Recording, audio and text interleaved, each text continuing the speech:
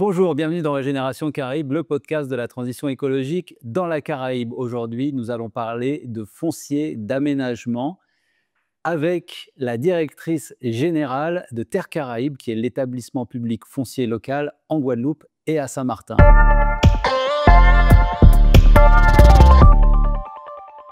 Bonjour Corinne. Bonjour Bertrand.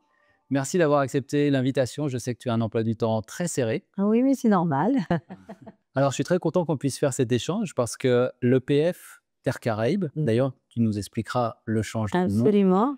a un rôle super important dans l'aménagement du territoire en Guadeloupe à Saint-Martin.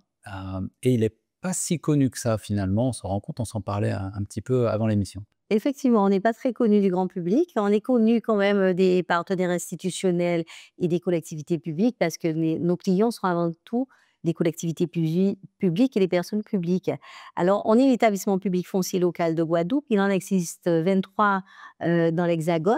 On a deux types d'établissements publics fonciers.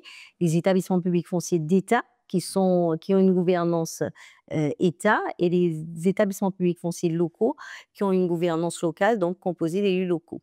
Nous, en Guadeloupe, quand il a fallu créer l'établissement public foncier, on s'est posé la question à savoir si on devait faire un établissement public foncier d'État ou un établissement public foncier local. Ok. Et les élus locaux ont fait vraiment le choix d'un établissement public foncier local parce que l'établissement public foncier local, il colle un peu plus aux réalités du territoire.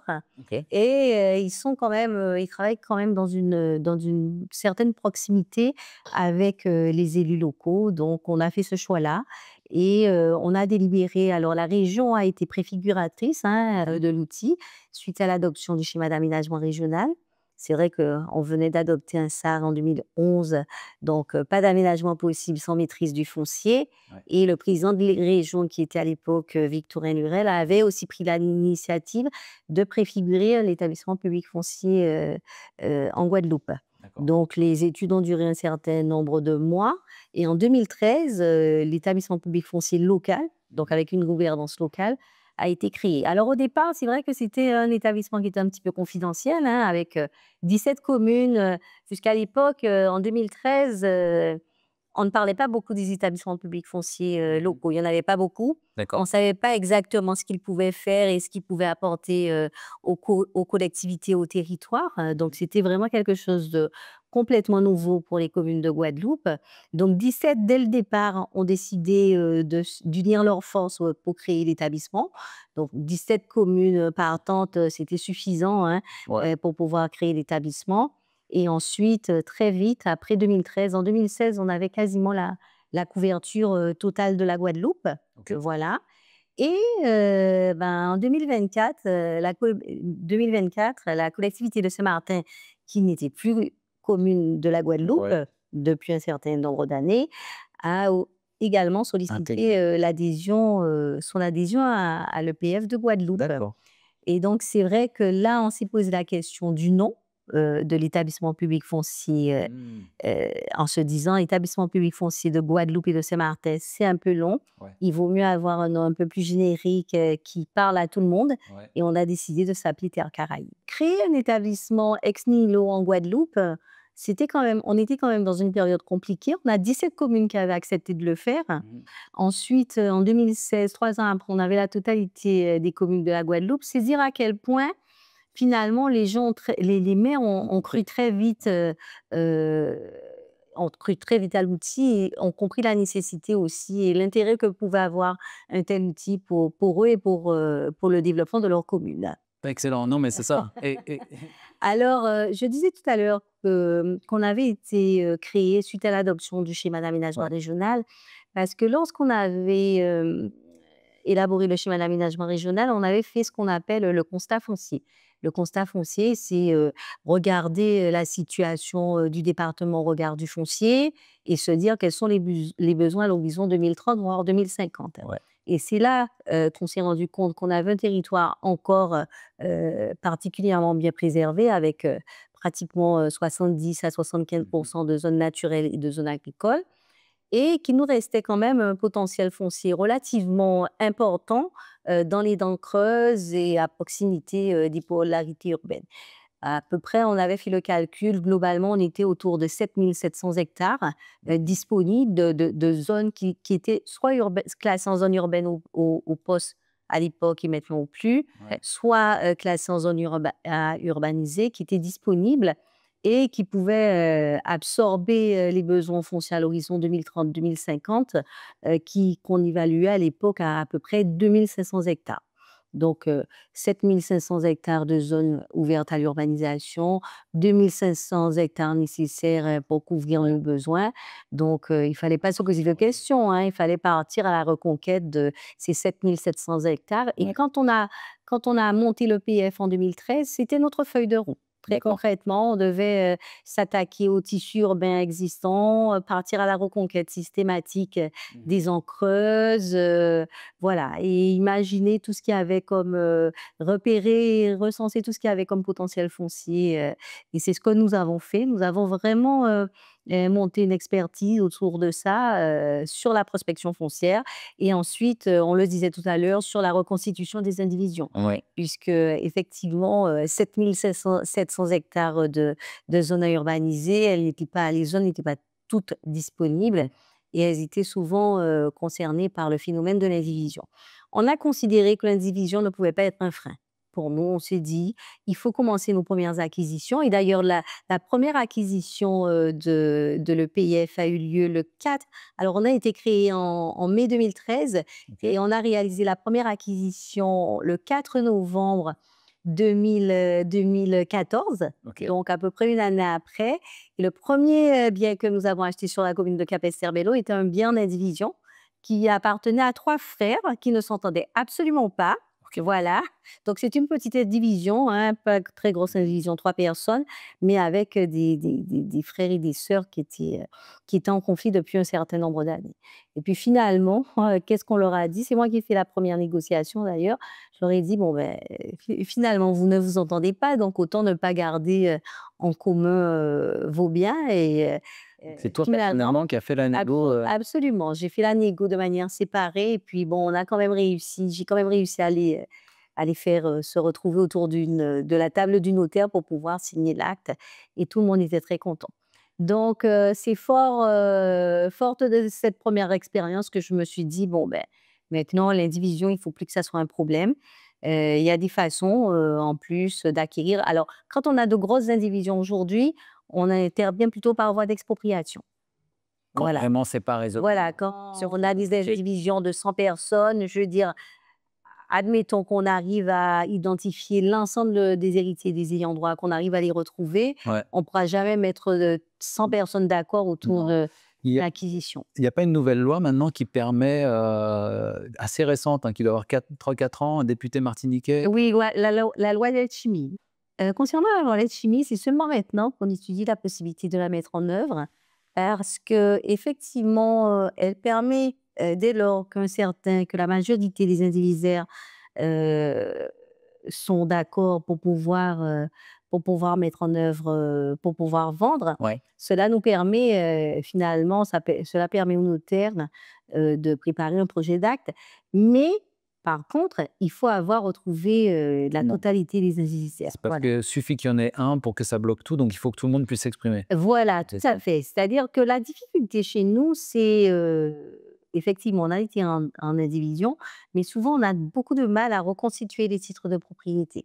Ah OK. D'accord? Ouais, Et la loi Letchimy ne nous exonère pas de ça va ça. faire ça. Donc le cadastre a été mis en place de manière relativement récente, Ouais. en Guadeloupe et souvent pour pouvoir retrouver un titre de propriété, il faut aller très loin, aux archives et cetera. Pour la loi Letchimy, il faut que la majorité soit d'accord, d'ac et ensuite le notaire peut, faire un projet d'acte qu'il envoie à l'ensemble des indivisaires Ouais. et si un indivisaire, manifeste une opposition, là, on part sur une vente, judiciaire. Ouais. Voilà.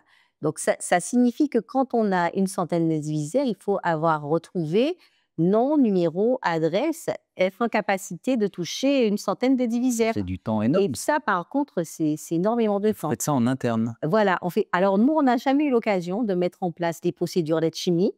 On préfère agir par voie d'expropriation parce que nous, en tant qu'établissement public, on a des prérogatives de puissance publique. Donc, on Ouais. agit par voie d'expropriation quand on a des indivisions trop importantes. Mais l'expropriation, il faut que tu aies quand même, Un projet d'utilité publique. c'est ça. De toute façon, nous, on est un établissement public, donc Donc quel que soit le foncier qu'on acquiert, c'est toujours pour un motif d'intérêt général. ouais, Donc, voilà, l'utilité publique n'est jamais très difficile à démontrer dans les projets, ouais.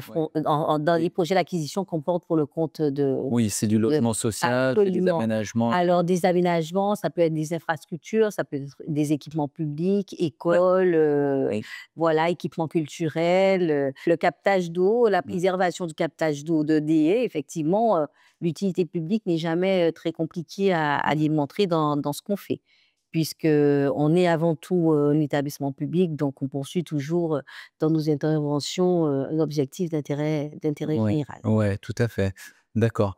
Et alors, petit retour en arrière, à la naissance de l'établissement public foncier, toi, tu étais côté région. Absolument. Est-ce qu'on peut faire un petit, résumé de ton parcours? Comment est-ce que tu en es arrivé à diriger, Terre Caraïbes? Ça peut inspirer aussi des jeunes, d'ici. Alors, j'ai commencé ma carrière. Alors, moi, je me suis un peu spécialisée dans l'aménagement du territoire, puisque c'est ma formation de départ, hein. Je suis géographe, Ouais. licence de géographie, maîtrise d'aménagement du territoire et DESS en aménagement du territoire, spécialisée avant tout dans les aménagements littoraux et maritimes, hein, Mmh. puisque bon, je me voyais mal vivre très loin de la mer. Je suis revenue en Guadeloupe. J'ai d'abord été chargée d'études à l'Agence départementale d'urbanisme et d'aménagement de la Guadeloupe. Mmh. Ensuite, chargée d'opération. Donc là, voilà, j'ai commencé ma carrière comme chargée d'études. Ensuite, chargée d'opération chez un bailleur social de la Guadeloupe. J'étais notamment responsable de tout ce qui était opération de résorption d'habitat insalubre Mmh. et résorption et des opérations d'aménagement de manière classique. Après, j'ai voulu quand même connaître l'aménagement côté collectivité. OK. Voilà, et là, je passé mon concours d'ingénieur territorial. J'ai été en poste, à la ville des Abines pendant, quelques années. J'étais en charge de l'urbanisme, de l'aménagement, de l'habitat, Mmh. et du patrimoine. OK. Et après, la ville des Abîmes, j'ai intégré la région comme directrice de l'aménagement du territoire. Donc d'abord, alors je gérais un certain nombre de choses en tant que directrice de l'aménagement du territoire, mais le chantier le plus important a été quand même la révision du schéma d'aménagement régional, parce qu'on avait un schéma d'aménagement régional, en 2005, puisque j'ai intégré la région en 2005, qui avait été, élaboré par l'État. Ouais. Et le président de région, avait considéré qu'il appartenait quand même à la collectivité régionale d'élaborer son propre schéma Mmh. d'aménagement régional. Donc on a lancé la révision du SAR à cette époque, hein, en 2005. On a travaillé, pendant de longs mois avec les communes, avec tous les acteurs, privés, les acteurs institutionnels pour pouvoir, élaborer ce deuxième schéma d'aménagement régional. Il a été approuvé, en 2011. Et c'est comme je le disais tout à l'heure, c'est suite à l'adoption du SAR qu'on a pris la décision de créer l'établissement public foncier local. Donc quand on a été créé, finalement en 2013, on avait déjà notre feuille de route. On savait exactement ce qu'il fallait faire, quels étaient nos champs, Mmh. d'intervention prioritaires, reconquérir les centres-villes, Ouais. de manière un peu systématique, hein, les dents creuses, et vraiment récupérer ce potentiel foncier, pour pouvoir, faire des programmes. Alors, tout type de programmes, mais avant tout des programmes, de logement, alors qu'il s'agisse d'habitat social, de logement, un peu plus, haut de Intermédiaire. gamme, hein, intermédiaire ou même de logement libre, hein. Puisqu'on disait quand même aussi, les centres-villes, ne doivent pas être reconstruits uniquement avec du logement social. Il faut de la mixité sociale et un peu de mixité fonctionnelle. Donc, on était vraiment dans cet état d'esprit de reconquérir tout ce qui pouvait se faire dans les centres-bourgs de Guadeloupe. Ouais, ouais. Alors Pointe-à-Pitre, pour nous, a été un véritable laboratoire. On a Ah ouais? commencé aux interventions, ah oui, on a commencé nos interventions sur Pointe-à-Pitre en se disant: «Mais on commence sur Pointe-à-Pitre, on va pouvoir dupliquer, tout ce qu'on fait sur Pointe-à-Pitre à OK. l'ensemble des bourgs de la Guadeloupe», et ça a été vraiment, Ben, ça a été oui, oui, tout à fait. Ça a été une stratégie gagnante parce Ouais, qu'on a vraiment essuyé les plaques ouais. avec Pointe-à-Pitre et ensuite, tout a été beaucoup plus facile pour nous, lorsqu'il s'est agi de, voilà, d'investir les autres centres-bourgs, de la Guadeloupe. Quelle est, ta plus grande fierté dans tout ce qui a été accompli pour l'instant par, par Terre Caraïbes? Ma plus grande fierté, c'est qu'en fait, il ne nous a pas fallu énormément de temps pour nous imposer en Mmh. Guadeloupe comme un acteur un peu essentiel du territoire. Parce que quand ce type d'établissement se crée, il y a toujours un temps de latence, avant qu'il ne soit opérationnel et c'est vrai que nous, quand on a créé l'établissement en 2013, on s'est dit qu'il fallait tout de suite montrer qu'on servait à quelque chose et qu'on était opérationnel. Ouais. Donc comme je te disais tout à l'heure, dès 2014, on a pu faire la première acquisition, donc c'est pas énorme, hein, Symboliquement, voilà, symboliquement et le jour où on a fait la première acquisition, toute l'activité, voilà, a commencé à se structurer, se développer et on a une progression, presque, exponentielle, hein. Je veux dire, eh oui. on a une activité, un volume d'activité qui s'est accru, très, très rapidement. Mmh.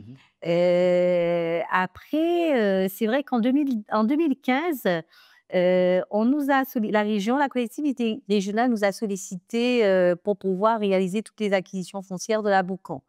Je veux dire, moi, ancienne directrice de l'aménagement du territoire, de la région, j'avais pas bon, voilà, en prenant mes fonctions au sein de l'établissement public Eh oui. foncier de la Guadeloupe, je voulais pas forcément le faire pour, réaliser des routes, des Oui. infrastructures Ouais, ouais, routières. ouais. Mais sauf qu'on commençait à peine à être reconnus à cette époque et je me suis dit: «Mais ça, c'est le challenge à relever, quoi». C'est, 30 hectares, à acquérir, Eh oui. sans passer par une procédure d'expropriation. Mmh. Attention, en faisant uniquement de la négociation amiable puisque Oui. l'objectif de Ouais. la région, c'était il fallait faire vite. Ouais. Il fallait négocier vite avec les propriétaires, il fallait que ça se passe, de manière très sereine, Oui, hein, oui, pour pas qu'il qu'il y n'y ait ait de pas de levier lobby de bouclier, surtout crières qu'à et Boucan, cetera. c'est quand même, Un quartier sensible, ouais. voilà et là, en fait, beh, je me suis dit, «C'est le moment ou jamais de montrer ce qu'on sait faire» et voilà, on a acquis, 98 des terrains ont été acquis par voie amiable.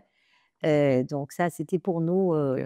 une grande réussite et surtout, ça a permis, d'asseoir tout de suite la légitimité de Le l'établissement en se savoir-faire. disant, Ouais. «Ben oui, on sait, acquérir 30 hectares Ouais. pour faire une infrastructure routière, donc ça veut dire qu'on peut leur faire confiance aussi pour autre chose» Ouais. et je crois que ça, c'était important et puis la deuxième grosse réussite, c'est d'avoir pu, réaliser le siège, assez rapidement, hein, Là où on est. puisque voilà, ça fait Merci de nous recevoir d'ailleurs. voilà, donc on a lancé le chantier on a posé la première pierre en 2019. Mmh. Donc ça veut dire que dès 2017, voilà, on faisait les acquisitions foncières et on lançait toutes les études de programmation et on a pu inaugurer, le siège, Ouais. aujourd'hui, enfin en 2022. Ouais. Voilà, ça fait 3 ans qu'on y est. Ça aussi, puisque ça a permis aussi, d'asseoir notre image Oui. et de se dire: «Bon, ben, on est l'établissement public, il existe, il Ouais. compte et finalement, il s'inscrit aussi dans le paysage, quoi». Voilà. Exact et puis il s'inscrit aussi alors là, on ne voit pas aux caméras, mais alors nous, nos bureaux sont juste en face, donc on a la chance je dis souvent que depuis mon balcon, je dis: «J'ai la plus belle vue, la vue la plus moderne». Parce que le bâtiment est super moderne, Oui, oui, tout à fait. il a une architecture assez, atypique pour la Guadeloupe et puis il est très vert Ah ouais, absolument. et donc symboliquement aussi, c'est un geste, fort qui a été posé parce que vous n'avez pas juste fait un cube, pas du tout. Est-ce que tu peux nous parler un peu de la démarche qu'il y avait derrière ça? Parce que j'étais curieux encore ce matin en regardant, des petits détails d'espace, aménagés avec les jardins, intérieurs, extérieurs comme ça. Comment ça s'est mis en place? Alors nous, c'est vrai que, quand on a commencé à intervenir, notamment je disais dans les centres-bourgs, finalement on s'est vite rendu compte qu'on intervenait, mais pour produire de nouveau du béton. D'accord? Et c'est là où on s'est dit: «Non, il faut effectivement produire du logement, mais il faut également revégétaliser les villes». et revégétaliser les espaces, y compris les espaces qui sont urbanisés. Donc quand on a acheté, cette parcelle, elle était en partie occupée par un certain nombre d'arbres, hein, de hautes tiges, on avait un amandier et cetera. Nous, on a donné vraiment des instructions, strictes aux architectes en disant, qu'il fallait peut-être bon, qu'il y avait c'était quand même compliqué, de préserver, la couverture végétale, mais qu'il fallait, la reconstituer, à travers le bâtiment. Et c'est pour cette raison que dans le bâtiment, tu as beaucoup d'espace. Il y a eu quand même beaucoup de végétation, beaucoup de petits espaces verts et cetera. 1er étage, 2e étage, Mmh. même ici. Mmh. Donc on a beaucoup d'espaces verts. Ça permet aussi, quelque part, de maintenir une certaine fraîcheur à l'intérieur du bâtiment. D'autant plus que la végétation aujourd'hui a poussé et je vois qu'on a vraiment un Vous le confort sentez? thermique Ouais. lié à la végétation. Et je pense qu'aujourd'hui, de toute façon, quand on construit en Guadeloupe, il faut forcément, intégrer le végétal Alors, dans le mode constructif, j'espère que tu vas être entendu. Parce que je suis complètement d'accord avec toi, mais c'est vrai que c'est pas tout le temps, c'est loin d'être la norme. Absolument, absolument. Et nous, c'est vrai qu'il y a une idée qui nous tient quand même beaucoup à cœur, c'est, l'idée de recréer, une certaine forme de biodiversité dans les centres-villes. Mmh. Et Pointe-à-Pitre, pour nous, c'est vraiment, un beau terrain d'expérimentation. On a lancé il y a quelques années l'opération qu'on a appelée Vert foncier, Ouais. qui consiste à acheter du foncier qui nous appartient. Là, du coup, on devient Mmh. propriétaire pour notre propre compte D'accord. du foncier destiné uniquement à des opérations, de renaturation. Et De manière, à, ben, premièrement, diminuer les îlots de chaleur urbains mmh. parce qu'on le voit bien, hein, en Guadeloupe, la température ne cesse d'augmenter. On a de plus en plus chaud, hein. Mmh. Je veux dire, depuis 10 ans, C'est vrai. c'est une réalité qui s'impose à nous. On a de plus en plus chaud, Mmh. et pour moi, la seule façon de faire, diminuer, les températures, c'est de pouvoir, une des Ouais, ouais. seules façons de le faire, c'est de pouvoir revégétaliser et en particulier de pouvoir revégétaliser les villes. Ouais. Donc aujourd'hui, on achète aussi, sur Pointe à alors ça a commencé sur Pointe-à-Pitre, mais l'idée, c'est vraiment de pouvoir généraliser ce type D'augmenter. Ouais. d'opération sur l'ensemble des bourgs de la Guadeloupe. C'est intéressant et vous d'ailleurs, je crois que vous aviez lancé un appel à projets sur, la revégétalisation de parcelles, hein? Absolument, absolument. C'est le projet vert foncier. On a aujourd'hui, on a un premier projet qui va être finalisé OK. avec une association, Focus Plus, Oui. qui a produit quelque chose de particulièrement intéressant. Alors c'est vrai qu'on leur demandait en même temps, de faire une opération de renaturation, mais de trouver quand même, un modèle économique qui fonctionne. C'est-à-dire Mmh. à un moment d'essayer de tirer un certain profit économique de l'exploitation du site, de manière à ce qu'ils puissent, Se pérenniser quelque gérer, part. voilà, et Ouais. pérenniser l'activité. Alors sur le sujet de la renaturation, c'est vrai que je voulais qu'ils aillent un peu plus loin et qu'on soit, voilà, qu'on ait un peu plus de plantations d'arbres. Par contre, sur le sujet de la gestion et de l'animation, ils ont fait des propositions qui étaient particulièrement intéressantes. OK. C'est vrai que dans l'absolu, nous, on voudrait, carrément recréer des mini-forêts, Mmh. dans les centres anciens. Je trouve que, restaurer, une trame verte, ça sert à l'ensemble du département, hein, pas simplement au centre ancien, mais ça permet aussi, de restaurer la biodiversité, restaurer la trame verte. Ça sert aussi à l'activité agricole, mais aujourd'hui, c'est vrai que se pose la question de l'entretien et de la gestion des espaces, Oui, une fois qu'ils sont créés. c'est ça. Pour l'instant, on est encore en train de travailler sur des solutions, mais je ne désespère pas de pouvoir, le faire un Ouais. jour, quoi. Qu'on ait, voilà, à côté de programmes de logement, des espaces de Jardin oui, partagé voilà, aussi. des jardins partagés, des espaces qui soient vraiment des aires de respiration, de Ouais. toute, la faune et la flore, Ouais. qu'on peut trouver chez nous, quoi. C'est drôle parce que je discutais, tout à l'heure, il y avait Nelson Foy là, tu sais, le réalisateur de Zion, qui a Ouais. tourné vraiment, dans le centre de Pointe-à-Pitre et il me disait que selon lui, enfin, son vécu en fait, c'est qu'il avait l'impression que pour avoir vécu en cité, en banlieue parisienne et ici, Mmh. qu'ici, il y avait de la nature en ville. Oui. C'est-à-dire qu'elle elle est malgré tout présente. Ouais, absolument. C'est vrai que quand on est amené à voyager, à aller dans les grandes métropoles, quand on revient en Guadeloupe, je pense que le premier choc qu'on a, on se dit: «Tiens, il y a du vert». Parce Ouais. que parfois, on passe des jours entiers sans voir, Un seul. le moindre espace, de verdure. C'est vrai. Donc je trouve que, chez nous, on a quand même cette chance-là parce qu'on est dans un pays tropical. Mais je crois qu'il faut quand même Oui. aller un peu plus On va loin que au-delà. Ouais, je suis d'accord. ce qui existe déjà et ne pas oublier quand même que c'est aussi, ce qui fait notre, richesse en termes de Mais oui, biodiversité. et ce qui fait qu'une ville est agréable à vivre. Absolument, Ouais. absolument. Il y a Tout à des fait. villes, comme je pense à Montréal, où les arbres sont tellement gros, immenses partout, que c'est vrai que ça juste on sent pas forcément le besoin de sortir de la ville. Mmh. Absolument, Mmh. absolument et puis, c'est vrai on a de grands parcs, de grands jardins et cetera donc c'est quand même, l'arbre, je pense que la nature quand même participe beaucoup, beaucoup à l'amélioration du cadre Ouais, de vie de manière générale et à la qualité du cadre ouais. de vie. On le sent indirectement, place de la Victoire à Pointe-à-Pitre, par exemple, où il y a des énormes, arbres qui ont été, Tout à fait. conservés tout au long. Dès qu'on arrive dans cette zone, il y a de la fraîcheur qui est Absolument, ce sont les arbres qui donnent la ouais, fraîcheur. ouais, ouais, c'est plusieurs degrés. Oui, Et OK, bon, très bien, ça c'est intéressant. Alors ça, c'est tout un volet de ce que vous faites tellement de choses. On va essayer de couvrir l'essentiel.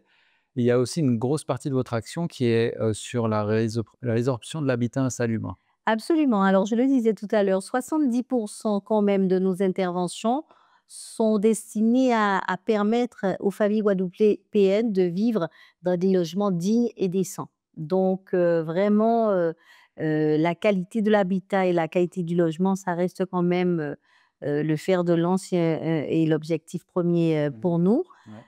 Aujourd'hui, en Guadeloupe, on a encore beaucoup de quartiers, insalubres, hein, et on attaque les sujets. Alors, on n'est pas les seuls à attaquer, hein, je veux Mmh. dire, hein, c'est d'abord les collectivités qui, nous sollicitent, mais je reconnais que ce sont souvent des opérations qui sont d'une grande complexité. Oui. La résorption de l'habitat insalubre, oui, Ouais. parce qu'en fait, sont souvent des opérations qui sont administrativement et financièrement, complexes à monter, heu, mais on a aussi Pourquoi, beh, financièrement? parce qu'en fait, on a des financements croisés entre les collectivités, l'État, l'ANRU, voilà. Ouais. Donc c'est une mécanique financière un peu complexe, c'est une mécanique administrative un peu complexe, Mmh. et le 2e volet, c'est le volet social, hein. Ce sont des familles, qui vivent certes, dans l'insalubrité, mais qui sont, propriétaires de leur logement et Et oui, voilà, ils ont le droit aussi de abs rester là où ils sont. absolument et qui ne payent pas de loyer. Donc déloger alors nous, quand on déménage, et qu'on a volonté de déménager, le seul fait de déménager, ça crée quand même une rupture, hein, dans sa vie, ça crée quand même un certain bouleversement Ouais. dans une vie, hein, un déménagement. Mais quand les gens sont forcés à le faire, ça crée un C'est jamais bouleversement encore plus facile. important et c'est vrai que l'accompagnement social des familles, il est quand même complexe et je pense qu'on manque encore, en Guadeloupe, d'une ingénierie, sociale Ah ouais? structurée, je trouve. Je trouve qu'aujourd'hui, l'ingénierie que nous avons, du point de vue social, n'est pas à la hauteur, Ah des non. enjeux, parce qu'on parle des quartiers insalubres, hein, mais en fait, tu vois, pendant très longtemps, on a dans les quartiers urbanisés, l'opération essentielle, c'était les opérations de résorption de l'habitat insalubre. Ouais. Je ne parle pas d'aménagement classique, où on fait des ZAC, sur des terrains qui sont nus et Mmh. cetera. Mais, nous, quand on intervient en général, dans le tissu urbain, c'est souvent, dans ces quartiers insalubres. Maintenant, on voit apparaître d'autres types d'opérations d'aménagement, celles qui concernent, les zones, qui sont, régulièrement inondées. Aujourd'hui, on est en train Ah de ouais, ouais. ouais, voilà, aujourd'hui, on a quelques intercommunalités qui sont en train de mettre, en œuvre leur programme d'action et de prévention des inondations. Mmh. Donc là, on a une nouvelle, forme d'opération d'aménagement qui est en train de voir le jour parce que ces familles, ben, il va falloir racheter les maisons aussi. C'est pas de l'habitat insalubre, mais c'est de Ouais. l'habitat qui est soumis à risque Et naturel. oui. Donc, on est dans la même démarche, hein. Il va falloir convaincre, les familles de la nécessité de s'en aller. racheter les maisons, reloger les familles, etc. C'est peut-être un peu plus facile quand ils vous voient le risque arriver en face d'eux? Pas forcément, parce que les gens, le risque, il arrive, et puis chez nous, les inondations, lorsqu'il y a Ouais, ouais. lorsqu'on a eu les dernières inondations, moi je suis passée le lendemain, il y avait plus aucune trace C'est ça, d'inondation. ça monte, ça descend. C'est-à-dire que l'eau monte très vite, elle descend très vite, et et on perd cette mémoire-là, quoi. Parce Ouais, qu'on est avant-tout attaché à sa maison. ouais. C'est pas si facile que ça, hein. On est sur une première opération, aux abîmes, on a voilà, Les gens on peuvent sait rester. qu'il va falloir faire preuve d'énormément de pédagogie pour convaincre, les familles du bien fondé de partir. Et est-ce que vous les parce que, OK, vous rachetez leur maison, vous les aidez à retrouver quelque chose de Ah similaire? si, si, si, tout à fait. Ouais. Il faut les aider. Pas Alors juste l'argent, c'est non, non, il faut, oui, le but, c'est de pouvoir les reloger dans de bonnes conditions. Derrière ce type d'opération, ce ne sont pas des opérations purement techniques, ce sont avant tout, des opérations sociales et humaines, quoi. Il y a une dimension humaine qu'il faut absolument prendre en compte. mais alors du coup, alors toi tu disais tout à l'heure que tu avais fait toi-même la négociation. Et c'est quoi les professions chez vous? C'est des avocats? Est-ce que vous avez des psychologues, des sociologues, des Non, alors on est tous un peu psychologues. Quand on est dans la négociation, finalement, on est tous, un peu psychologues, sociologues, alors on a des profils, très variés, au sein de l'établissement. Je pense que c'est ce qui fait aussi la richesse de l'équipe, voilà. On a des gens qui sont vraiment spécialisés, dans la négociation, on a des gens qui savent gérer le patrimoine, on a des équipes administratives, qui savent lancer les marchés publics, et des on a un fonctionnaires? Ouais. diplômé notaire aussi, au sein de l'équipe, donc on a des profils qui sont divers et variés, ce qui nous permet, finalement, Traiter, on a pu étendre le champ de notre activité de manière assez considérable en quelques années, justement parce qu'on a une équipe, pluridisciplinaire, et qui est, facilement adaptable, aux nouveaux enjeux. ouais, ouais, ouais, c'est ça. En fait, ouais, tous les métiers liés au foncier, mais vous avez aussi la casquette technique? Oui, Mmh, tout à fait, et tout? tout à fait. Alors nous, notre première grande mission, c'est vraiment, la mission d'acquisition et de portage du foncier. Pour le code des collectivités, on négocie avec les propriétaires, on paye, d'accord? On garde le foncier pendant un certain nombre d'années, et quand la collectivité est prête à réaliser son projet, on lui revend au même prix, d'accord? OK. Deuxième grand groupe d'activités, c'est l'activité de proto-aménagement. Donc on démolit, on désamiantage, on déconstruit, Mmh. voilà.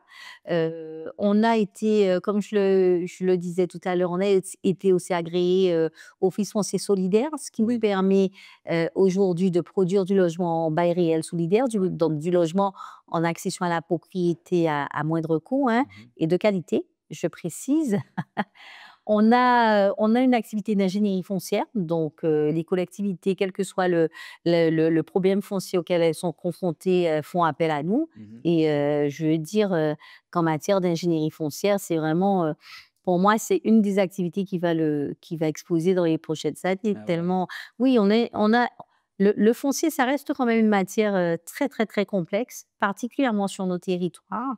Alors c'est pas uniquement lié, au fait de l'indivision, hein, mais autour du foncier, on a quand même, voilà, on peut retrouver pas mal Mmh.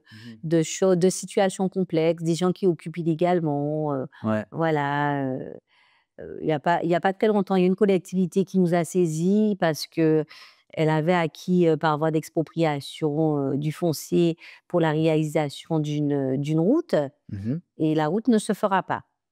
D'accord? Donc OK. aujourd'hui, que faire du foncier, qui a été exproprié? Donc on rentre dans une autre Mmh. mécanique.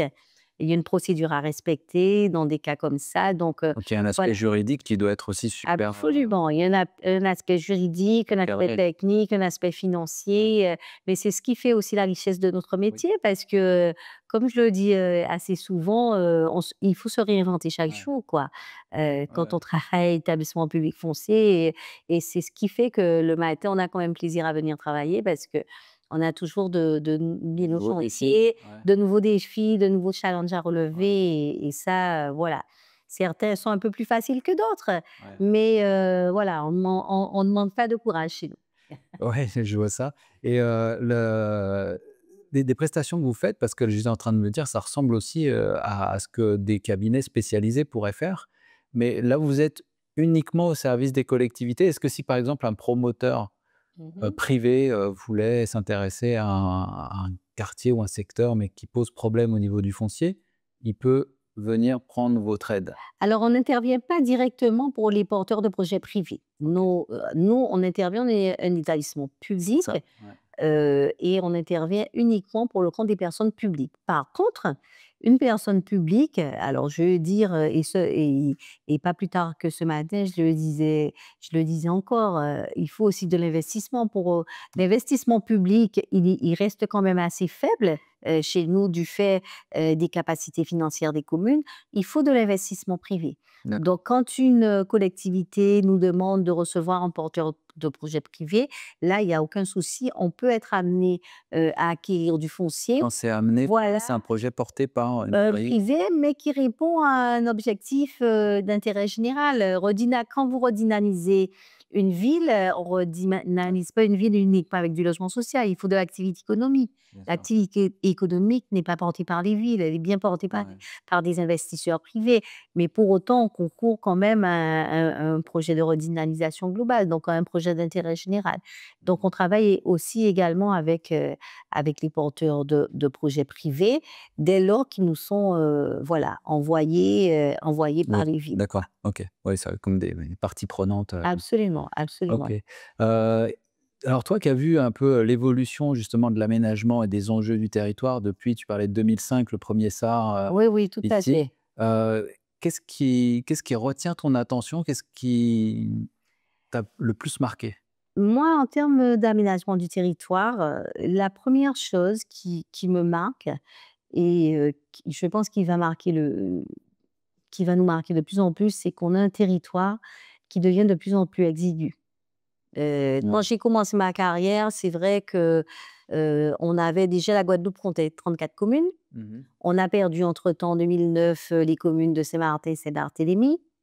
Donc Mmh. on a un territoire qui est devenu, beaucoup plus exigu et aujourd'hui, on a un territoire qui est menacé, notamment par le recul du trait de côte.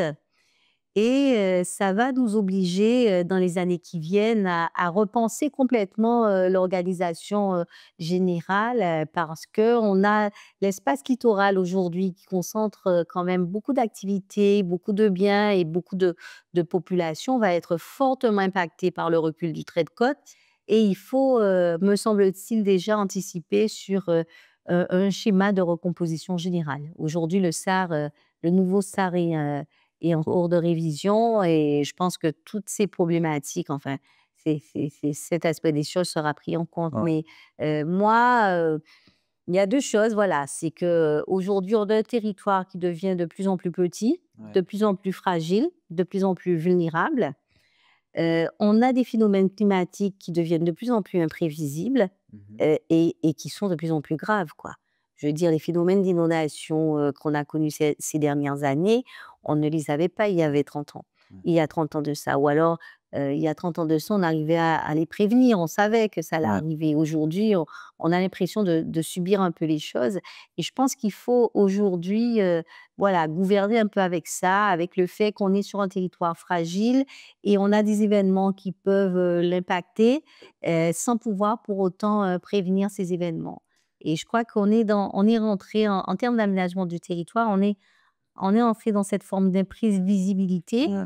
qui fait qu'il va falloir alors comme je dis tout le temps, nous, établissements publics fonciers, il faut qu'on aide les communes, ne pas voilà, on ne pourra pas anticiper sur tout ce qui va arriver, hein, parce que je pense que, comme je le disais, on est rentré dans cette ère de l'imprévisibilité des phénomènes. Mmh. On va quand même devoir les subir, mais il faut qu'on soit en capacité de De s'adapter. s'adapter, ouais. Voilà et je crois que c'est notre rôle fondamental, nous, aujourd'hui, en Ouais, matière d'aménagement du territoire, ouais, c'est, créer vraiment, les conditions de l'adaptabilité ouais. des territoires. Ouais, c'est intéressant. Vous êtes sur les 2 volets parce qu'à la fois l'adaptabilité, puis à la fois réduire, atténuer parce que Absolument, amener, absolument. de la nature en ville et cetera, ça participe. Et je trouve que sur le littoral aujourd'hui, la réflexion n'est pas encore suffisamment menée parce que notre littoral, il va évoluer. Mmh.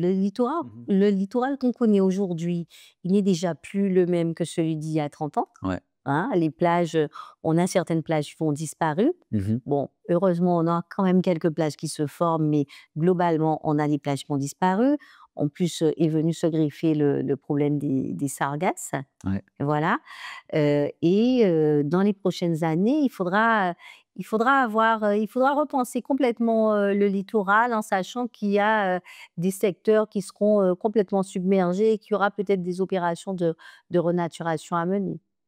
Et si tu devais regarder, mettons, selon ce que tu sais et puis, la prise en compte de tous ces éléments, la Guadeloupe, en 2045, mettons, dans 20 ans, heu, comment tu l'imagines? Comment je l'imagine? Waouh, Mmh. 2045, c'est c'est un petit peu loin.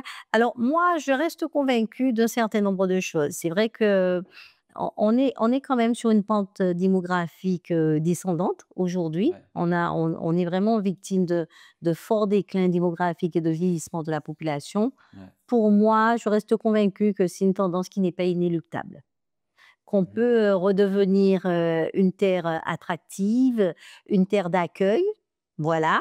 Mais par contre, je pense qu'il faut déjà se placer dans cette perspective et préparer le territoire à une nouvelle forme d'urbanisation. D'accord? Parce qu'effectivement, comme je l'ai dit, même si, le territoire, se réduit, on a encore, cette faculté de pouvoir se redéployer, de pouvoir repenser, l'organisation urbaine, et je crois qu'il faut ce travail vraiment de fond avec, tous les élus, tous les politiques pour se dire, collectivement, qu'est-ce qu'on doit faire? Et pour moi, on devra passer nécessairement par une forme de densification. Ouais. Aujourd'hui, je trouve que le territoire n'est pas suffisamment dense, notamment dans les centres-bourgs. On est amené, on le voit, on est amené aujourd'hui à acheter beaucoup de parcelles dans les centres-bourgs, à faire des opérations, de recyclage du foncier, donc Ouais. d'émolition. Donc on a un foncier qui devient de plus en plus cher. Ouais. On n'aura pas le choix. Donc Il faudra densifier, alors on monter a un en hauteur? territoire qui se réduit mais il faudra qu'on opte pour une densification, verticale qui elle aura du mal à finalement être intégrée dans les habitudes, dans les modes de vie des gens parce que nous, en Guadeloupe, aux Antilles, on aime la petite maison, avec, la petite maison dans la prairie, avec, le Mmh. jardin autour et cetera. Mais, on n'aura pas le choix. Parce Malgré la démographie, La démographie, elle décline, mais les besoins sont là. ouais. Je veux dire, les besoins en logement, aujourd'hui, on a quand même une démographie qui décline et on a 15 000 demandes de logement en Ouais, c'est attente. ça.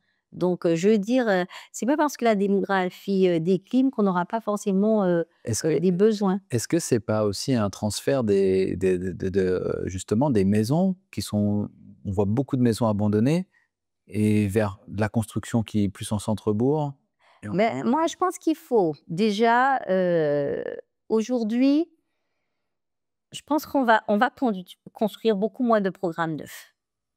ouais, Ça, c'est la réalité. c'est C'est la chose déjà à nous, c'est le cas. déjà notre Ouais. réalité, hein. Je veux dire, il y a 20 ans de ça, on avait des programmes de logement neuf, un petit peu partout, sur le territoire.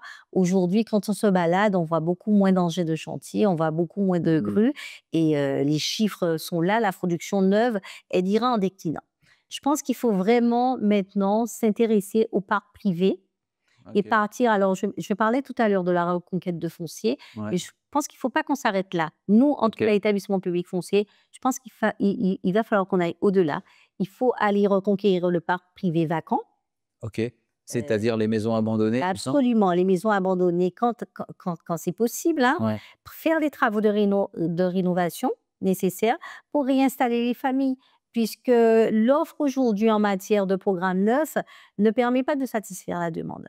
Donc pour moi, la bonne, démarche en termes d'aménagement du territoire, c'est d'être dans l'optimisation de ce qu'on possède déjà Ouais. et l'optimisation de ce qu'on possède déjà, c'est le foncier quand on construit, ben, je veux dire, on peut plus se permettre de construire sur du R+2 ou R+3 dans les centres-bourgs. À un moment ou un autre, il va falloir qu'on se dise: «Mais on construit, sur 10, 15 étages», parce que premièrement, ça permet de rentabiliser le coût de la construction et ça permet aussi, d'être dans une logique anticonsumériste de l'espace, quoi. Puisque le foncier, il va falloir de toute façon, alors souvent j'ai tendance à dire que pour nous la zéro artificialisation nette, Mmh. c'est pas ça l'enjeu. Ah non? Le véritable enjeu, c'est la désartificialisation des sols. En Guadeloupe, pour moi, si on veut, laisser aux générations, futures, la possibilité de pouvoir, s'épanouir, se développer, dans un pays qui n'aura pas été, complètement saccagé, voilà, par des ancêtres, par des anciens, ben, il faudra un moment ou un autre qu'on Artificialisé. désartificialise certaines parties du Et territoire. donc quand tu parles de densité, c'est-à-dire que densité verticale pour libérer du foncier? Absolument, Ouais, pour libérer du foncier parce que, je veux dire, quand on regarde le secteur des grands fonds, ouais. mais je trouve que voilà Ouvrière, ouais. une zone qui aurait dû être complètement sanctuarisée. Ouais. Et aujourd'hui, on voit bien que l'urbanisation, progressive des grands fonds a généré des phénomènes d'inondation, Complètement. dans les secteurs, notamment aux abîmes, dans les plaines des abîmes. Pourquoi? Parce que en fait, on a privé les sols de leur capacité d'absorption de l'eau de pluie et moi, je pense qu'il faut, il faut se poser la question à savoir maintenant quelles sont les zones Mmh. qu'on choisit de désartificialiser, de manière à permettre, vraiment au territoire de retrouver, de redevenir, perméable, aux eaux de ruissellement, hein, et quels sont les secteurs qu'on doit densifier. Ouais. Et moi, quand tu me poses la question à savoir, la Guadeloupe, dans Mmh. 45 ans, moi, je pense qu'il faut redonner vraiment, aux centres-bourgs toutes leurs fonctions urbaines.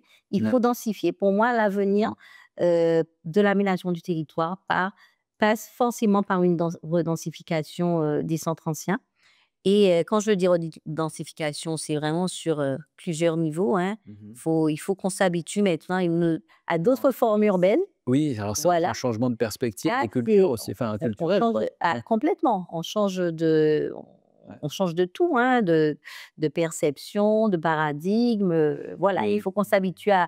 à vivre dans des immeubles, voilà, de manière à ce qu'on puisse avoir aussi des espaces qui ne soient pas mités Mmh par mh. l'étalement urbain et qu'on puisse aussi, comme je le disais, faire le choix de désartificialiser, certaines zones, notamment certaines zones semi-rurales où, qui se sont vidées de leur population puisqu'on a eu dans certains secteurs en Guadeloupe un phénomène de déprise démographique. Ouais, Je parlais tout à l'heure des grands fonds, quand on se balade dans les grands fonds, on voit souvent des maisons vides, abandonnées. ouais. Je veux dire, à Donc mon là, a donc c'est quand tu parles de désartificialisation, ça serait ce genre-là? beh, pour moi, il faudrait repartir partir à la reconquête de ces terres, faire des opérations de démolition, des constructions et permettre à la nature de De reprendre reprendre sa ses place. droits, quoi. Je veux dire, toi, ton cabinet, c'est Régénération, Caraïbes, mais pour nous, on est vraiment dans des logiques de régénérescence, quoi.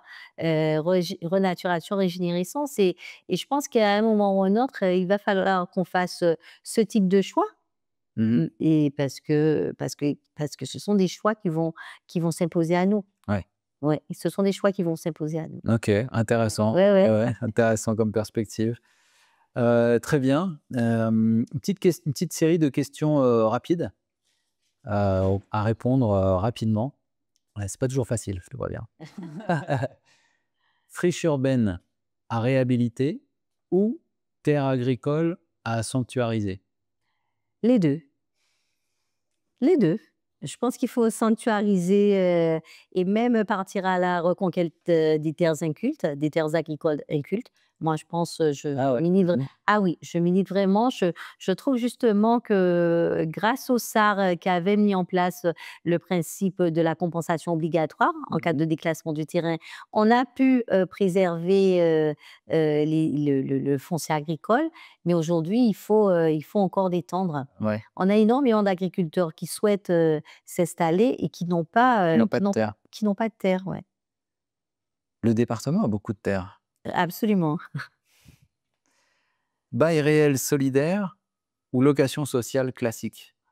Heu, Ça dépend du type de famille. Le bail réel solidaire, pour certaines familles, je pense que c'est vraiment une solution adaptée, mais il ne faut pas se voiler la face. Toutes les familles guadeloupéennes ne pourront peut-être pas accéder à la propriété, donc le logement locatif doit aussi, doit continuer à constituer une offre, intéressante de Doit rester logement, là ouais. aussi. Oui, Ouais. tout à fait. Ville dense ou habitat diffus? Ah ben là, j'ai Tu répondu, as hein. répondu. Pour moi, la densité, c'est, la condition, de notre pérennité en tant que territoire, quoi. Partenariat public-privé ou maîtrise publique intégrale? Ah moi, je pense qu'aujourd'hui, il faut vraiment le foncier doit rester le bien commun. Pour moi, le foncier doit rester sous maîtrise, publique, surtout sur des territoires qui sont, des territoires insulaires comme les nôtres. Mmh. Parce que sans maîtrise publique du foncier, on ne pourra rien faire. Ouais. C'est l'enjeu qui est vraiment fondamental et je crois que là, les maires l'ont tous compris. Ouais. Une fois qu'on achète du foncier pour le compte des communes, elles ne veulent plus, elles veulent que le foncier reste Ah public. ouais.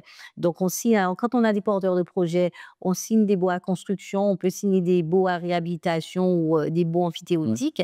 Mais aujourd'hui, je pense que ça commence à entrer dans la culture, Maîtriser des son locaux, foncier. le fait que le foncier guadeloupéen doit rester sous maîtrise publique, ce qui permet aussi d'éviter, les phénomènes d'indivision qu'on connaît aujourd'hui. Aussi, ouais. Ben, écoute, quand on a remonté, 9 générations pour acheter un terrain, je pense qu'il faut plus le privatiser. Enfin, il faut le garder sous maîtrise publique. Mmh. On n'a pas ce choix-là. Ouais.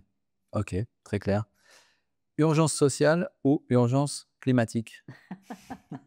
Ben malheureusement, l'urgence climatique, amène l'urgence sociale. Aujourd'hui, on a énormément de familles qui sont, situées dans les zones de menace grave pour les vies humaines, avec, des pans de falaises entiers, qui menacent de s'effondrer, hein, Mmh. notamment dans les secteurs littoraux. Donc, l'urgence climatique amène, l'urgence sociale, hein. Ouais, c'est lié. Pour moi, les 2 Ouais, sont les 2 liés, sont ouais. liés. Ouais. OK. Le blocage le plus fréquent, il est technique, politique ou culturel? Heu, Moi, j'ai tendance à dire que le blocage, c'est juste un état provisoire. C'est jamais un Mmh. état permanent. Je pense que chaque problème a une solution et que voilà, il faut pas quand on n'arrive pas par un biais, ben, il faut essayer par l'autre biais, quoi. Il y a toujours une solution et comme blocage, c'est forcément un état, provisoire, jamais permanent. Ouais, et qu'il y a rien sans blocage. Absolument OK, et que tout est possible dès lors qu'on accepte de s'en donner les moyens. excellent. Et ben, sur ces sur ces belles paroles qui montrent bien, l'intention et la direction, de Terre Caraïbes, et de vos actions à tous, on va clôturer l'émission. Est-ce que tu aurais, peut-être un dernier mot à faire passer, peut-être je sais pas, aux jeunes qui nous écoutent? J'aime bien faire ça. Beh, aux jeunes qui nous écoutent, revenez vivre, revenez travailler, en Guadeloupe. On est prêt à vous accueillir, le pays a besoin de forces vives Mmh. et voilà, vous êtes l'énergie de demain donc venez, venez. Excellent, super. Merci beaucoup Corinne. Merci. Merci à tous d'avoir suivi cet épisode jusqu'au bout. Continuez à vous abonner, à partager, ça nous aide. Nous sommes un média indépendant et nous comptons le rester. Merci, je vous dis au prochain épisode. Bientôt. Régénération Caraïbes, le podcast.